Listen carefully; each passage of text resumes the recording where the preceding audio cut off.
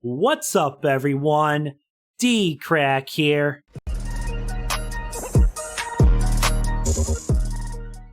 So I'm about to check out a brand new Mr. Nightmare video, guys. I love Mr. Nightmare. Like always, I'll have a link to the original video down below.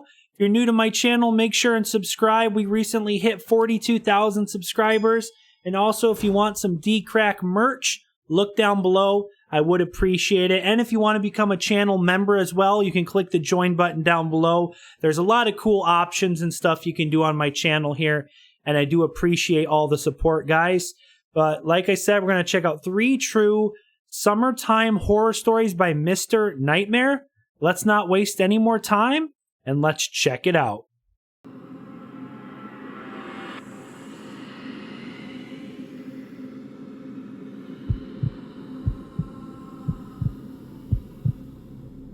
My girlfriend of 7 years and I rented a beach house Airbnb in the Hamptons on Long Island in 2018. My girlfriend's name is Alicia. The house was very secluded, and it literally sat right on the beach, like back door led to the dunes. It was also more or less a completely private beach during the day, except for the occasional locals going for walks or jogs along the dunes. We were there for 3 days and 2 nights. During the daytime, for the most part, we lay in the sand with drinks, or we jump in the pool in the backyard of the house. That sounds like a good time. The first night, we went to some local bars to drink a little bit, then went back to the house to relax and watch a movie. The second day there, like I said, we basically did the same thing as the first day, only this time we hopped in the pool first before going to lay on the beach to dry off. The house was absolutely gorgeous, a fantasy home for Alicia and I. Woods surrounding the house, pool in the backyard, and beach 10 steps from the back door. It all seemed like it was going to be a fantastic weekend getaway. We stayed on the beach for many hours, until around maybe like 4 or 5. Right as we started packing up and I stood up, I looked at the house, at one of the windows specifically, and I thought for sure I could see someone standing at the window, looking. Someone's in the freaking house? That would be creepy. No. Down at me. The sun was kind of creating a glare on the window at its current position, so I couldn't tell 100% if my eyes were playing tricks on me. I grabbed Alicia's shoulder and pointed up at the window. "Do you see that?" I asked. When she said, "See what?" I could see that whatever I thought I saw didn't seem to be there anymore. I told her to keep. The question is, I wonder if it's paranormal or if there's an actual, like, physical human stalking them in the freaking house. Or if it's like a ghost. I don't know. Packing up while I ran back to the house and up the stairs to the bedroom window where I thought I saw someone or something. The room was empty though, as was the closet, under the bed, and the rest of the upstairs rooms. The only noise was the sound of the window air conditioners in various rooms, and then the door opening downstairs. It was Alicia arriving with the stuff, so I chalked it up as seeing things after lying in the sun for hours. That night, we hit a couple of the same bars again. We stayed out later this night because it would be our last night there. I think we got back around. What if she sees the same guy at, like, the bar? Oh, that'd be creepy. 11. Like the same On entering face. the living room, we tried to flick the lights on, but they wouldn't. Then we noticed all the digital clocks from the cable boxes were off too, so the power was out.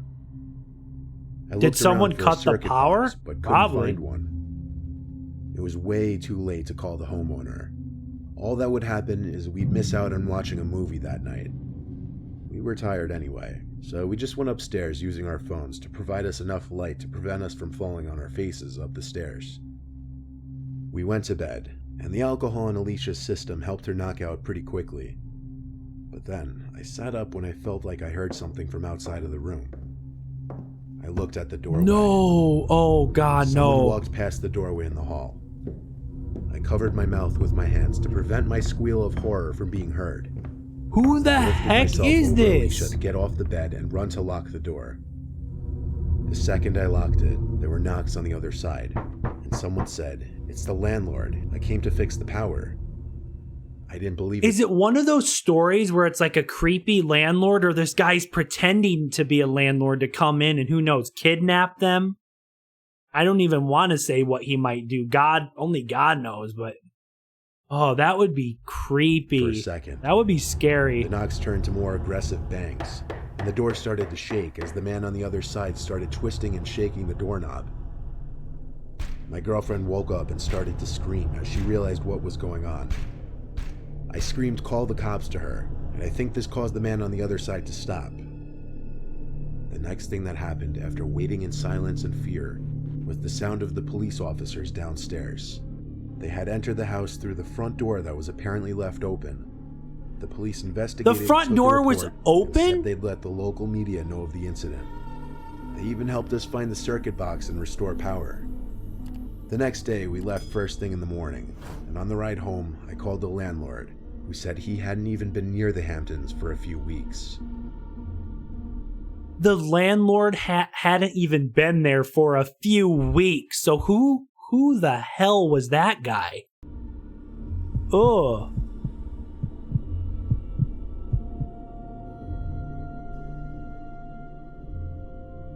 The story I'm going to be telling you took place around 4 years ago as of today. I haven't told many people about this story because it's something I try to forget. Here's my story. It was a Monday evening, 4th of July. I just finished sophomore year in high school. I was invited to a few 4th of July parties. My parents grounded me a few days prior, so I couldn't go to any of them. However, I live in a neighborhood that's very connected, so my neighbors had a party outside in the cul-de-sac. My parents forced me to come outside for it. I'm not extremely awkward or anything, but I hate talking to older adults because I never know what to talk about. That's kind of true. Luckily, yeah. I had a friend named Eli who lived in the same area, so I called him up and we hung out at the party. After a few minutes at the party, we got extremely bored. It just wasn't fun for us because there was no one our age in the area. We talked a little bit. Then Eli asked, "Doesn't Savannah live like down this street? We should go door ditch her." I agreed to Eli's suggestion, and we were on our way down the street. Who's Savannah? Like maybe somebody that they went to school with, maybe? To clarify, Savannah is that extremely popular girl that every guy has a crush on in high school. Okay. It was awkward enough that we were neighbors, but her dad was also my dentist. We made our way down the street. The sun began setting quickly. Eli and I made jokes about dumb things we So found. she was a rich, popular girl, probably snobby. For dad's a dentist, he's making good money. Funny at the time. One of those types, Being great. honest, we were both pretty nerdy our sophomore year. I eventually asked Eli if he knew where the house was located because I'd never been to Savannah's house before. After scanning the whole area of houses, Eli began pointing to my west. He was pointing at a big house that was pretty complex. We lived in a mediocre area in Michigan. Houses like this one were rare here. Anyway, we sneakily approached the house. It was only to our surprise that no one was home. No cars in the driveway, the lights were off, nothing. We both began observing the house. We agreed that she probably went on a trip with her family. I suggested that we come back next week and do the door ditch. Eli didn't listen though. He kept staring at the house. He approached the front door. "Eli, let's go," I yelled. He told me to be quiet as he opened the front door. His face lit up. They left the door unlocked. Eli suggested Something is fishy here. They left the door unlocked. That's very unlikely if they went on vacation. Or someone broke into their house. Something bad's gonna happen here. that we explore I can the house tell you and that that. it would be quick. Being the curious teens we were, we entered the house. It was dark and extremely cold. We both split up, exploring the enormous house. I went into every room of the house and began to feel extremely guilty because that was considered breaking into someone's house. Also, we were invading the family's privacy. After a few minutes of contemplation, Eli began screaming. I walked over to the screams and found Eli. He was leaving what I believe was Savannah's room. "Why are you screaming?" I asked. What He happened? began walking me to the nearest bathroom. He locked the door and started whispering, "There was someone watching me in the closet." I tried reassuring him the person was probably What? a family Who? member who thought we were breaking into the place. He immediately responded, "Why would he be hiding in a girl's room then?" From what I saw, The room's walls were entirely white, the bed covers were white, and it just overall gave off a girl's room vibe. I became suspicious myself. That was when we began to hear footsteps approach the bathroom door. We tried listening, but the walking seemed to stop. I told Eli to be quiet.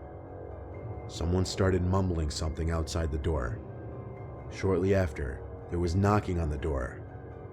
It started out soft. As it continued, it got louder and louder. Oh, it sounded no. as if someone was trying to break down the door. It started That's becoming a scene out creepy. of a horror movie when the person started screaming. It was a man's scream. I turned around and panically tried to open the window behind us. It was bolted down. I thought we were dead. There was a wrench right next to the toilet, and I used it to destroy the window. We jumped out of it and fell onto the bushes below. They destroyed the window. The thing is, though, how are they going to explain why they were in the house in the first place? If someone broke into the house when the family's on vacation, okay. But they're going to be like, why were you guys in the house? You know? They're going to be like, why were you in our house? Good luck explaining that to the police. We ran out of there fast. Both Eli and I were so confused as to who that person was and what their intentions were. A few days passed, and the family came back. I couldn't take the guilt anymore. I turned myself into the cops and admitted to breaking in. The cops asked me a few questions. Later, they sat me down with my dentist, or the homeowner. I began the conversation with, "Yes, I'm guilty, but the guy hiding in your daughter's closet nearly tried killing me." My dentist showed mercy and didn't press charges. So in a way, even though they were being bad and broke into that girl's house, they found out that there was some creepy dude hiding in his daughter's closet, which they could have potentially saved his daughter's life when they came home from vacation. If he was hiding in the closet, you don't know if he could have killed her, kidnapped her. So in a way, they probably saved his daughter's life in a weird, twisted way of breaking the law by breaking into the house. But, you know, it is what it is, I guess. However, he just started to become anxious, as he told me. We never invited anyone to stay at our house.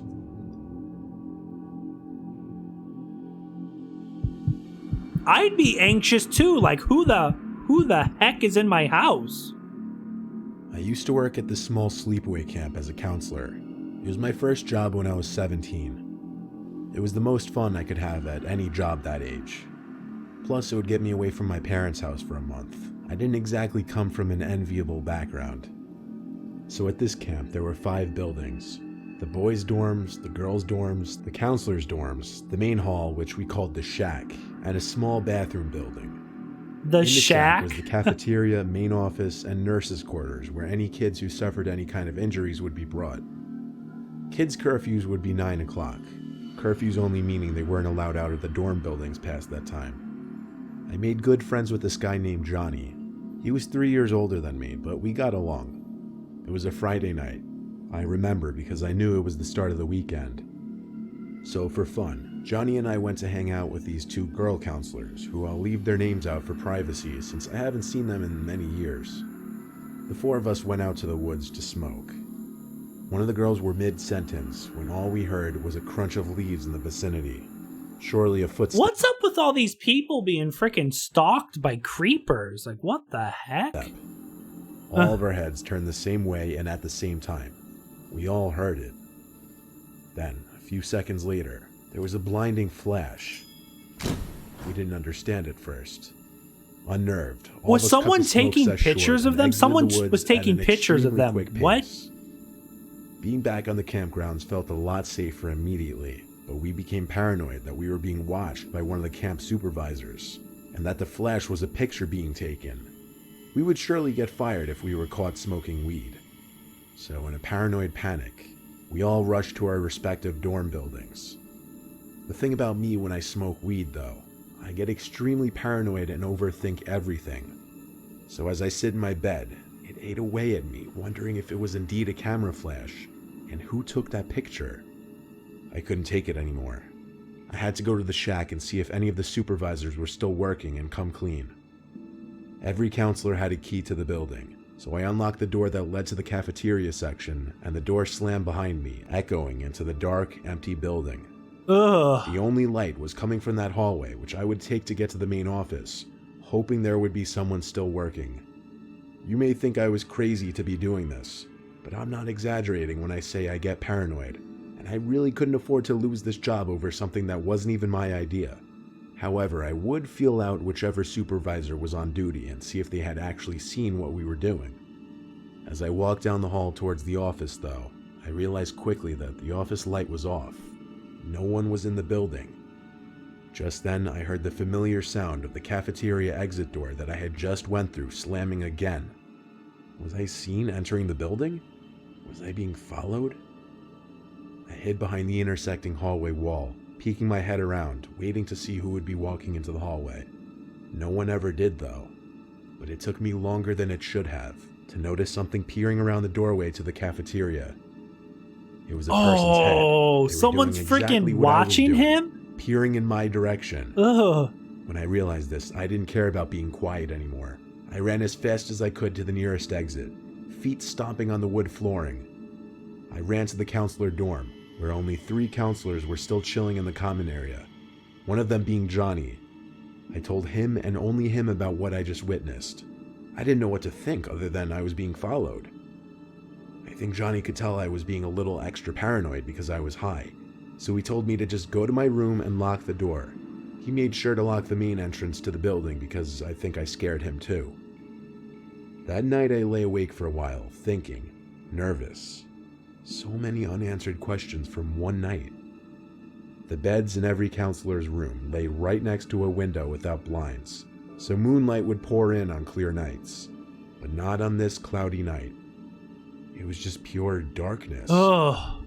Until, however, many hours after laying down, a flash filled my room. Lightning? No. There was no thunder, not even rain. I looked at the window, and all I saw was someone's silhouette out there. When they noticed me noticed them, I saw their hand making a waving motion at me. That was the last straw. I left my room screaming for Johnny. He had already gone to bed at this point, so I banged on his door till he opened up.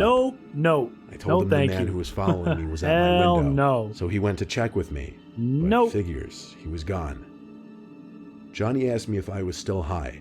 I told him not at all, it had been hours.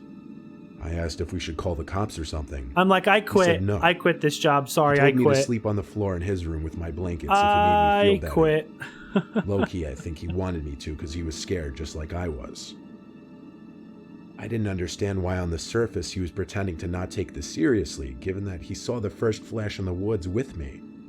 I did sleep in his room, though. I didn't want to sleep alone. I was too terrified. The next day, I went to the main office to talk with one of the supervisors. She didn't really know what to do. She didn't call the police, but she gave me permission to call them if something else happened, for the safety of the children. But nothing happened again. Not until the last day on the job for counselors. This was when the kids had already went home, and it was the day we were supposed to pack up and leave. I woke up to 4 pictures taped on my window. One zoomed in on me in the woods that night with Johnny. The pictures were taped on the window. No. And the 2 girls. A second picture of me sleeping in my bed. Sleeping? A third picture of me entering the shack building that night we smoked, confirming I was being watched and followed. And the 4th picture, a zoom in of my license plate number. I took the photos and showed them to the same supervisor. She kept them for evidence after writing down my whole story, including the smoking weed part. This was many years ago now, and nothing ever happened again. But I was scared to death that the picture of my license plate was some kind of threat, that whoever it was would track me. I still don't know who took those pictures.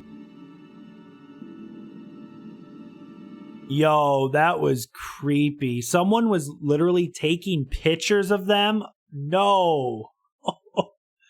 Well, guys, I hope you enjoyed this reaction to Mr. Nightmare 3 True Summertime Horror Stories. Like I said earlier, if you're not subscribed yet, I would appreciate it. Make sure and subscribe to the channel. Click the bell so you don't miss any future reactions. Make sure and leave a like, leave a comment down below. And also, if you want to become a channel member, click the join button. I would appreciate it. But thanks for watching, guys, and until next time, peace.